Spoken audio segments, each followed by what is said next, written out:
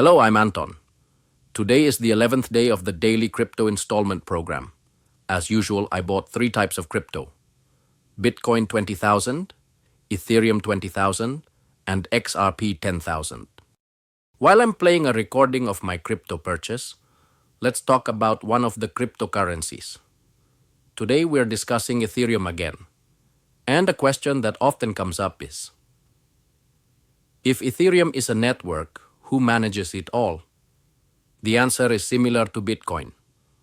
Ethereum is run by thousands of computers around the world, all of which contribute to storing data and running the system. But Ethereum has one unique feature. It's not just a digital currency system, it can also run automated applications through smart contracts. Smart contracts are like digital agreements that cannot be changed. A simple example: imagine selling a house through an app. Once the buyer pays, the system automatically sends the documents without a notary. All of this can happen on the Ethereum network. So, who makes all the rules on Ethereum?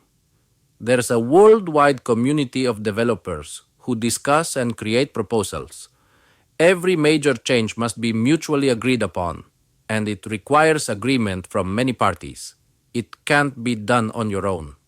So, Ethereum is an open community, not owned by any single company.